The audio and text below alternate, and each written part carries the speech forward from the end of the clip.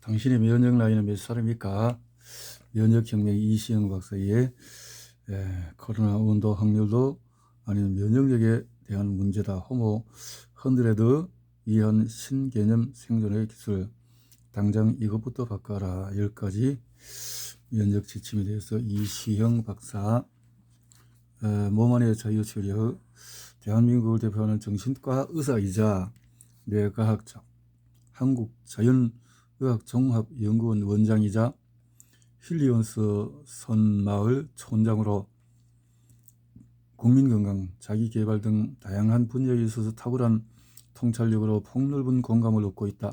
경북대 의대를 졸업하고 미국 예일대에서 정신과 신경정신과학 박사 후 과정을 밟았으며 이스턴 조립병원 청소년과장, 강북 삼성병원 원장, 사회정신건강연구소 소장 등을 역임했다. 2007년 75세 나이에 자연치유력의 힐리언스 선마을, 2009년에는 세로토닌 문화원을 건립하며 오랜 시간 치병의학이 아닌 예병의학의 정체성을 강조해왔다. 코로나19 사태를 겪으며 면역력 증가에 대한 국민의식 개선에 사명감을 느껴 이시영 박사의 면역혁명을 집필했다.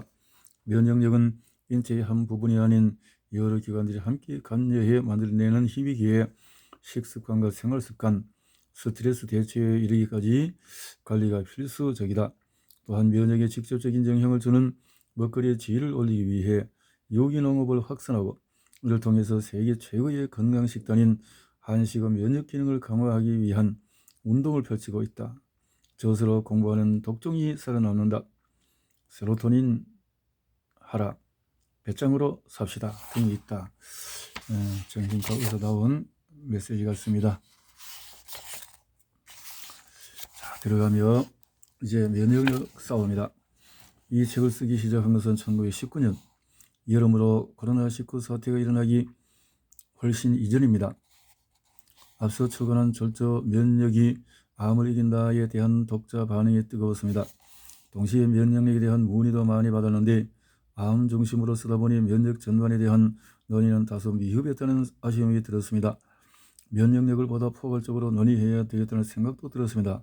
다시 말해 면역력을 중심으로 예방의학 전반에 대해 논의하고 싶었습니다. 하지만 그러려면 상당히 전문적인 분야까지 들어가야 하기에 일단 내가 할 수 있는 범위 내에서 일반 독자들이 이해할 만한 수준의 책을 쓰기 시작했습니다. 책 한 권을 쓰는 작업이 결코 만만치 않습니다. 원고와 힘든 씨름을 하고 있는 와중에 코로나19 사태가 발발했습니다. 생각지도 못한 응급사태의 발생에 마음이 급해졌습니다. 그 후 내 모든 일상이 흐트러졌습니다. 힐리오스 선 마을에도 세로토닌 문화원에도 발걸음이 뜸해졌습니다. 대신 한국자연의학회 회원들과 함께 바빠지기 시작했습니다. 우선 경증 환자들이 격리되어 있는 곳에 그들의 무리함과 답답함을 달리어줄 프로그램을 만들어서 경상북도에 보냈습니다. 방역본부의 프로그램을 보조하느라 유튜브 이시영 TV도 바빠졌습니다. 방역본부에서 지금 당장 시관 방역수칙에 관한 이야기만 할 뿐 면역에 대한 처방이나 지시는 거의 하지 않습니다. 방역수칙도 중요하지만 근본적으로 면역력을 올바른 방법에 대해서 알리고 정보를 전할 책임감을 크게 느꼈습니다.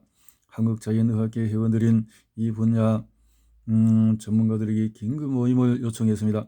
면역과 관련된 중요한 논의를 유튜브 이시영TV에서 다루는 것은 물론 그 내용을 집필 중이었던 이 책에 싣는 데 의견이 모아졌습니다. 그렇게 서둘러 원고를 마무리하고 각장 말미에 분야 전문가들의 축약된 정보를 알차게 실을 수 있게 되었습니다. 덕분에 초라해질 뻔한 이 책이 아주 빛을 보게 되었습니다. 이 책은 지난 40년간 예방의학과 면역에 관한 내 모든 연구를 한데 모은 것입니다. 더불어 한국자연의학회 회장 조병식을 위세한 선재광, 정양수, 문창식, 안석현, 박상미 등 여러 분야의 전문들과 함께 나눈 진실한 담론도 실려있어 더욱 깊이 알찬 내용으로 거듭났습니다.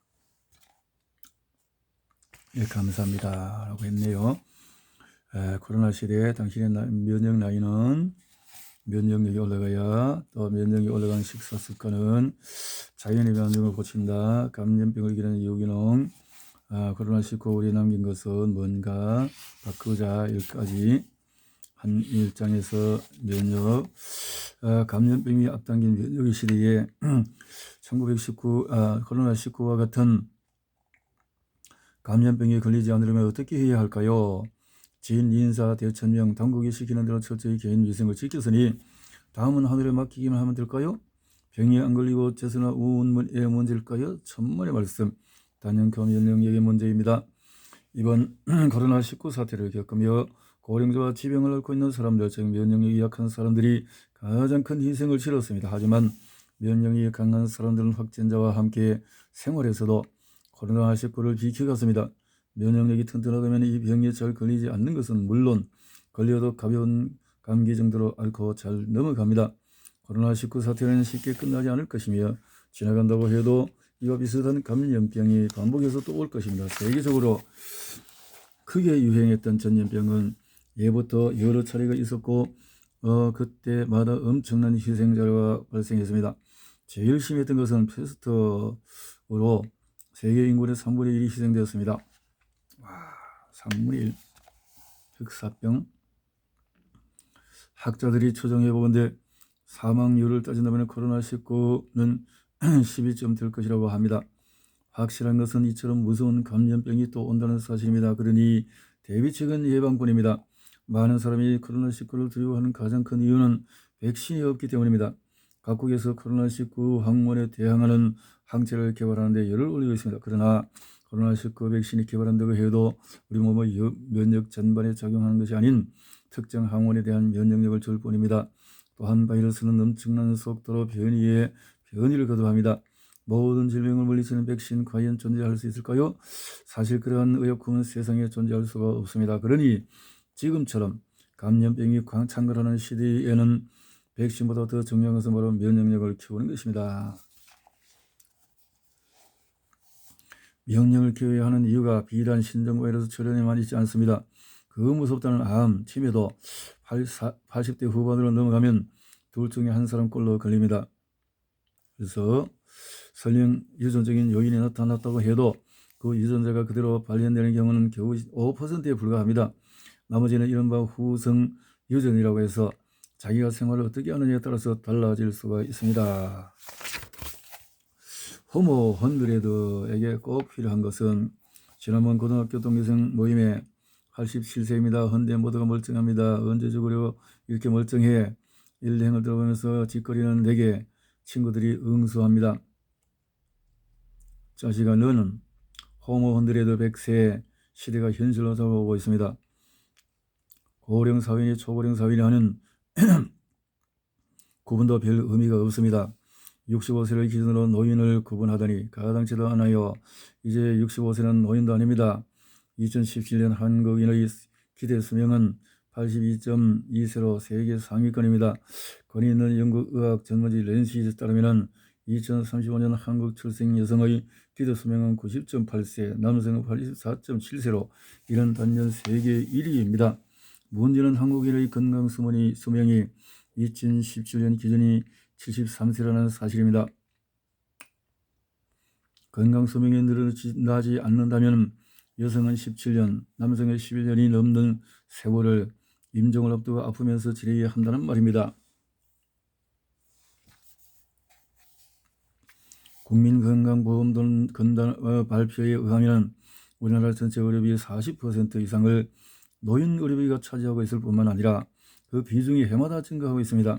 그나마 다행인 것은 과거 치료중심의 의료에서 예방중심의 의료로 바뀌고 있다는 사실입니다. 다시 말해서 이미 생긴 병을 치료하는 데 돈을 쓰기보다는 예방하는 데 돈이 증가한다라는 겁니다. 특히 이번 코로나19 사태로 이러한 경향은 더욱 가속화될 것입니다. 현재 80세를 넘긴 사람들은 우리나라 장수 1세대입니다. 장수 1세대들은 성장한 환경적인 특징을 요약하면 다음과 같습니다. 춥고 배고팠다. 패스트푸드, 치즈, 설탕, 라면이 없었다. 비만도 없었다. 상가들에서 뛰어놀며 자랐다. 자동차 공해가 없었다. 학원이 없었다. 입시 경쟁에 치열하지 않았다. 농촌의 자연 속에 살았다. 어릴 적부터 농사일을 거들었다. 우선도 없이 비를 맞고 다녔다. 장수 1세대의 특징을 다른 말로 정리하면 그 과학 문명의 편의를 보지 못하고 자란 춥고 배고픈 세대입니다. 그러나 이제 대한민국은 근대 문명의 꽃 사회 산업의 막차 선임이 되었습니다. 과학문명 덕분에 편의, 쾌적, 효율의 사회를 이끌었지만 그 역기능은 만만치 않습니다. 특히 건강면에서 보자면 과학문명은 양날의 칼과 같습니다. 첫째로 환경이 오염되고 자연이 파괴되면서 공해가 심해졌습니다. 특히 자동차로 인한 공해는 이루 말할 수 없을 정도입니다. 자동차야말로 도심 공해의 주범입니다. 뿐만 아니라 자동차를 타기 시작하면서 사람들은 한 블록도 걷지를 않습니다.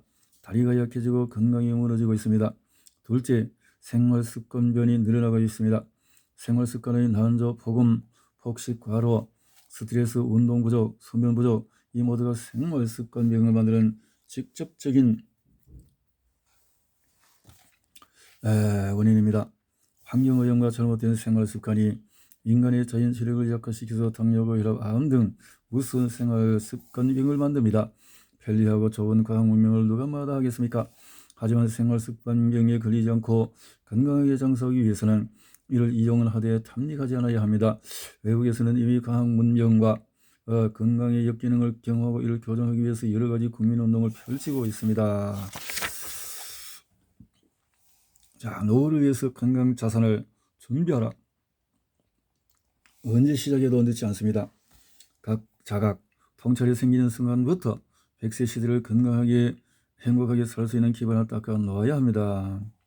우아하고 행복하게 산다. 내 발로 걸을 수 있는 건강, 치매에 걸리지 않는다. 현역으로 뛴다. 스트레스에 과학적으로 대처한다. 병원에 안 가도 되는 건강을 유지한다. 대자연의 순리에 따른다. 일찍 일어나고 일찍 잔다. 매사에 감사하고 작은 일에도 감동하는 습관을 갖는다. 선비정신을 실천하고 행복 호르몬 세로토닌 친화적인 삶을 산다. 이러한 건강 목표를 이루려면 면역력이 향상되어야 합니다. 나이가 들면 면역력이 떨어지기 마련입니다. 그러니 이를 보충하기 위한 전략을 세워서 적극 실천해야 합니다.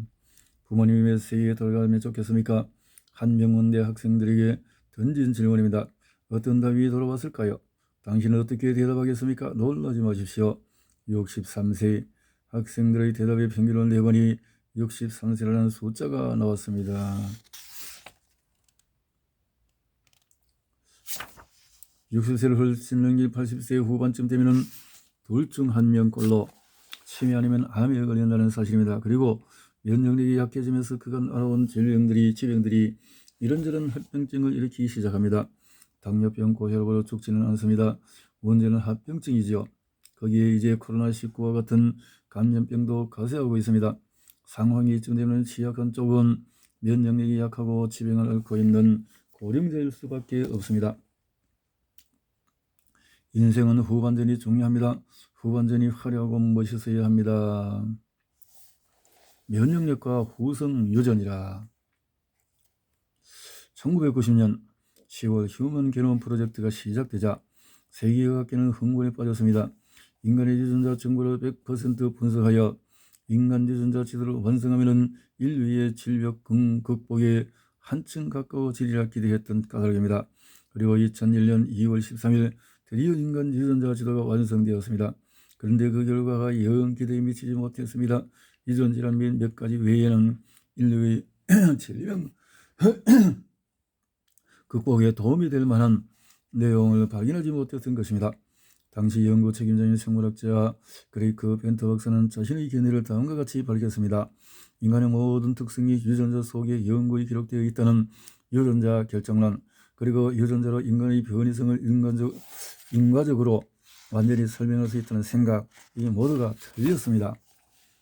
그는 이어서 인간의 놀라운 복잡성과 다양성은 유전 코드로 환원될 수 없으며 그보다는 생활 환경과 습관이 중요하다고 말했습니다. 그리하여 휴먼 게놈 프로젝트에 기대를 걸었던 과학자들이 다음으로 관심을 돌린 영역은 미생물이었습니다.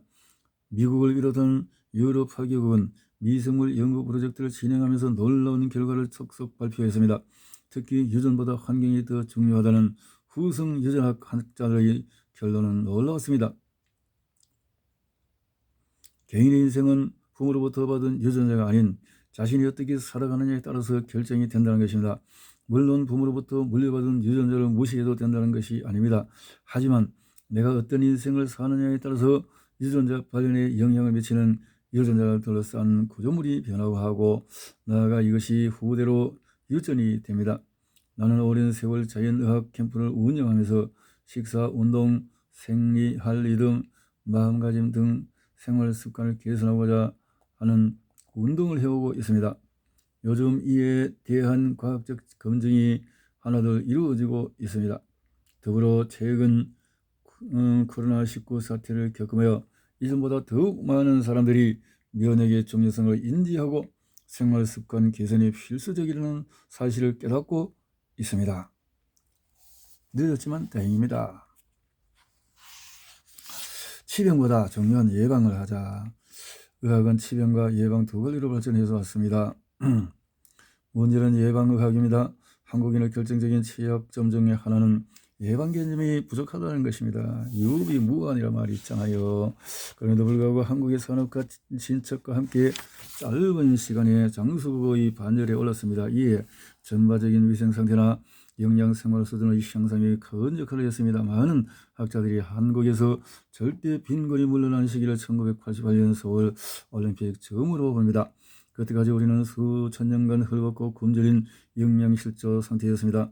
하지만 산업사회로 접어들며 빈곤을 떨쳐내고 보건당국의 적극적인 정책을 바탕으로 짧은 시일 안에 세계적인 장석으로 우뚝 설 수 있었습니다. 하지만 여전히 당뇨병, 고혈압, 암 등 생활습관병은 보건당국만이 아닌 국민 각자가 스스로 책임지고 관리해야 하는 병입니다. 보건당국에서 아무리 좋은 정책을 내놓아도 국민이 따르지 않으면 무용지물입니다. 예를 들어서 보건소마다 대사증후군에 대한 여러 가지 프로그램과 시책을 내놓고 있지만 상당수의 국민들이 이에 대해서 관심을 갖지 않고 예방을 소홀히 하는 모습을 볼 때 참으로 안타깝습니다. 그래서 나는 오래전부터 병원이나 의사중심의 치병 시대에서 개인중심의 예방 시대로 전환해야 한다고 주장하고 있습니다. 여기서 예방의학의 개념을 잠깐 정리하겠습니다. 무엇보다도 예방의학은 전체적 전인적 접근이어야 합니다. 다시 말해 인체 일부분이 아닌 심신 전체가 조화롭고 균형이 잡힌 하나의 전체로서 인간에 대한 접근이어야 한다는 의미입니다. 그래서 예방학은 다음의 1, 2, 3차 예방을 다 아우르는 개념입니다. 1차 예방, 아예 병에 걸리지 않게 방어 체력과 면역력을 튼튼히 하는 것. 2차 예방은 건강에 작은 이상이 생겼지만 아직 질병 단계로는 넘어가지 않게 하는 것. 3차 예방은 병이 생겨서나 다른 합병증이 생기지 않게 하는 것. 예를 들어서 당뇨병, 고혈압 등이 생긴 경우에도 이것이 폐렴, 폐혈증 등의 합병증으로 발전되어 사망하지 않도록 하는 것이다. 특별대담. 이거는 코로나19 사태를 맞아서 이렇게 나눈 대담이다. 이제 예방의학, 자연의학의 시대다. 선재강 원장과 조병식 원장, 자연의학의 대한한의원 선재강 원장, 이시영. 자, 이번 코로나 사태는 현대의학의 장단점을 잘 보여주고 있습니다. 현대의학은 본사님 미국의 치사율이 가장 높았습니다. 모순적인 상황이죠.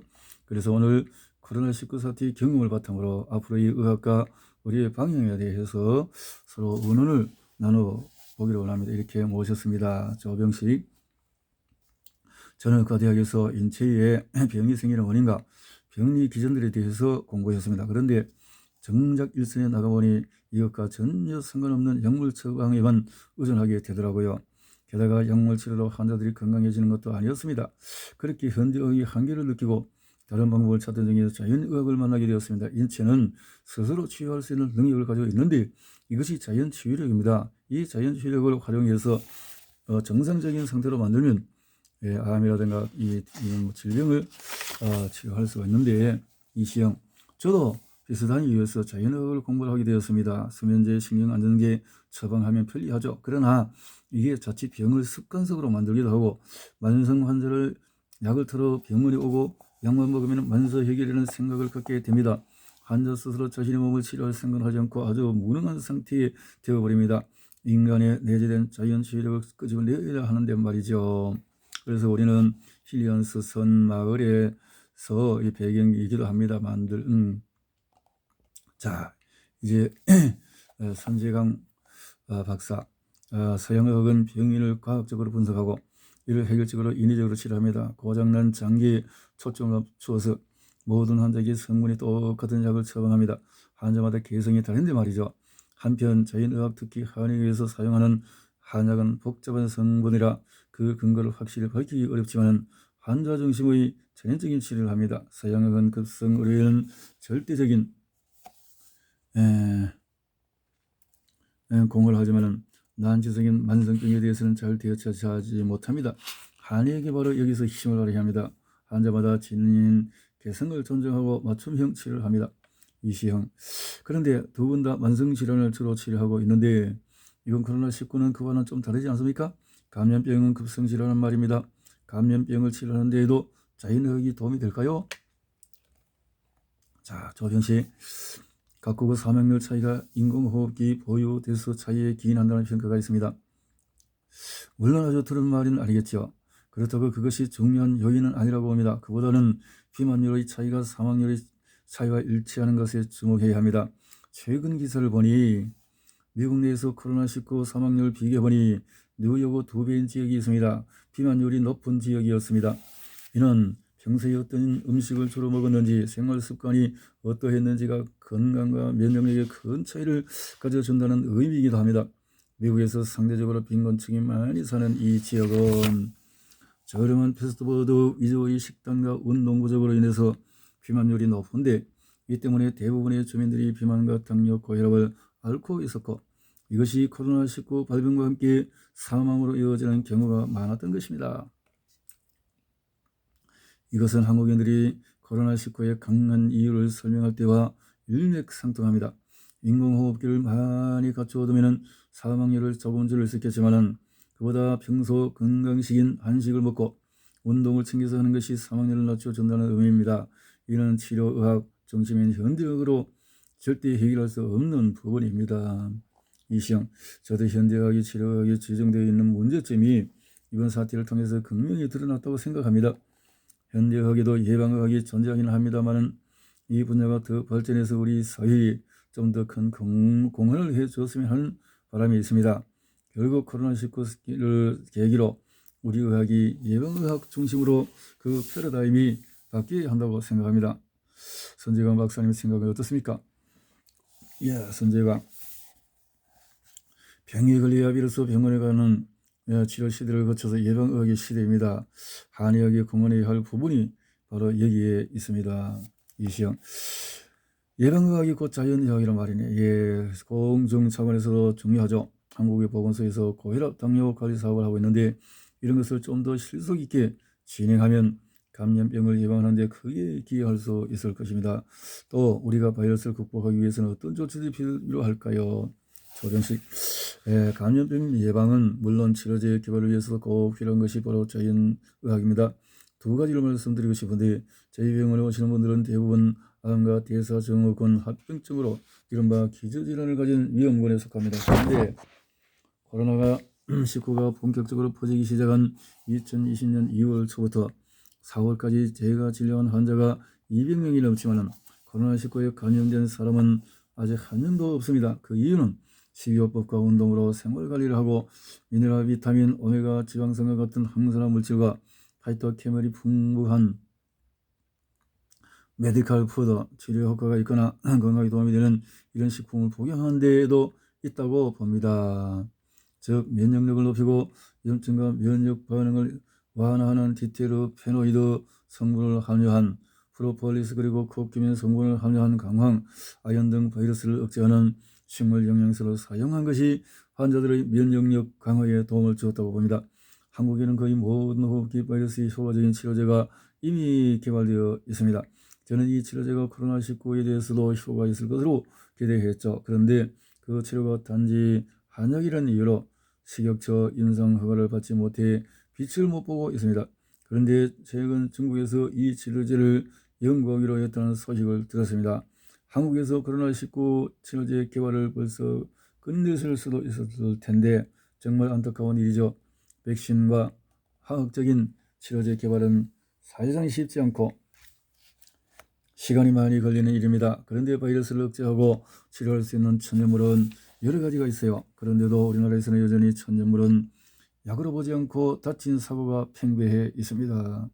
이시영, 이번 코로나19를 통해서 현대학의 패러다임만으로 감염병 문제를 해결하는 데 많은 한계가 있다는 것이 드러났습니다. 바이러스를 이길 수 있는 최선의 방법은 면역력이라는 데 대해서 대부분의 의사들이 동의할 것입니다. 그렇다면 사람들의 면역력을 높이는 의학이 자신의 역할을 다할 수 있어야 할 것입니다. 자, 선재강, 체온을 높이고 피를 맑게 하는 게 무엇보다도 중요한 치료 수순입니다.